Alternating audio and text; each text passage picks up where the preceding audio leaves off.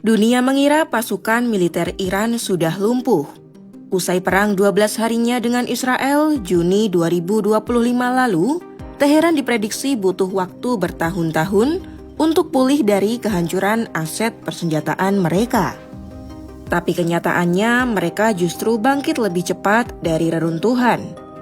Di bawah bayang-bayang ancaman serangan dari Donald Trump, Iran justru menunjukkan keajaiban militer yang membuat Pentagon was-was. Apa yang terjadi? Simak selengkapnya dalam video berikut.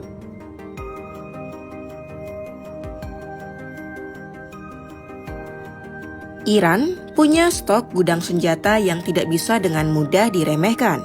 Laporan dari Wall Street Journal menyebut, Iran diperkirakan masih menyimpan sekitar 2.000 rudal balistik jarak menengah yang sanggup menjangkau jantung Israel sekalipun. Belum lagi ribuan rudal jarak pendek yang bisa mencapai pangkalan AS di Teluk dan kapal-kapalnya di Selat Hormuz. Jangan salah, Iran juga masih punya persediaan rudal jelajah anti kapal hingga drone dengan berbagai jenis yang dapat mengincar kapal-kapal AS di perairan Timur Tengah. Saat perang bulan Juni 2025 lalu, Israel mengeklaim telah menghancurkan 70% peluncur rudal Iran. Tapi kenyataannya, Teheran berjalan satu langkah lebih jenius dari Tel Aviv. Alih-alih meratapi kehilangan peluncur canggih, mereka justru melakukan produksi besar-besaran desain peluncur yang lebih sederhana. Dengan biaya yang murah dan mudah disembunyikan dari jangkauan mata-mata manapun, kekuatan tempur mereka bisa pulih dalam waktu yang singkat. Bagi Teheran, perang 12 hari dengan Israel bukanlah sebuah kekalahan, melainkan ajang latihan tempur paling berharga untuk menghadapi perang sesungguhnya di kemudian hari. Mereka mendalami dan mempelajari bagaimana cara kerja sistem pertahanan udara yang diklaim tercanggih di dunia milik Amerika Serikat. Dengan mengubah pola serangan dan penyebaran target geografis, Iran mengandalkan kuantitas proyektil. Jadi, taktik Iran telah berubah. Sebanyak apapun rudal pencegat yang dimiliki sistem Patriot atau THAAD, mereka tetap kewalahan jika dihujani ratusan proyektil sekaligus dalam satu waktu serangan. Dalam sumber yang sama, Benham Bentaleblu, seorang direktur senior program Iran, menyebut kekuatan misil Iran yang tangguh membuktikan negara itu masih bisa mematikan lawan.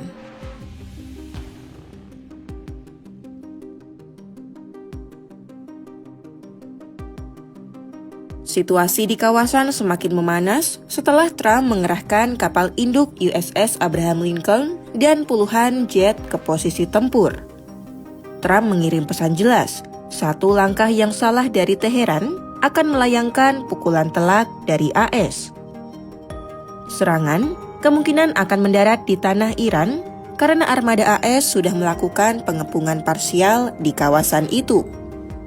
Tapi meski posisi siap tempur sudah matang, AS juga punya titik lemah. Sekitar 30.000 hingga 40.000 tentaranya yang tersebar di berbagai fasilitas militer di Timur Tengah bisa jadi target sasaran empuk Iran. Karena hampir semua pangkalan berada dalam jangkauan tembak, rudal dan drone Teheran yang mematikan. Menteri Luar Negeri AS Marco Rubio pada Rabu 28 Januari menekankan, jangkauan itulah yang mengancam kehadiran pasukannya di kawasan Timur Tengah.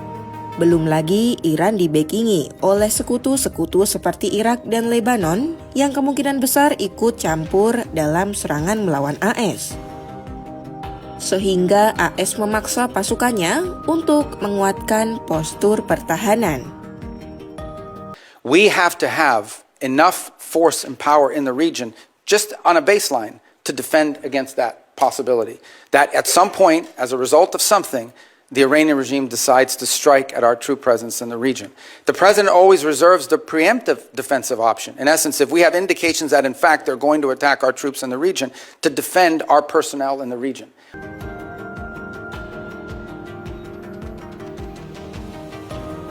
Kewaswasan juga muncul menghantui militer AS.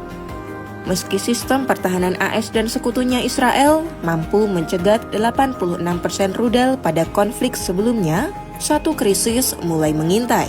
Stok amunisi pencegat Washington dinilai sudah mulai menipis.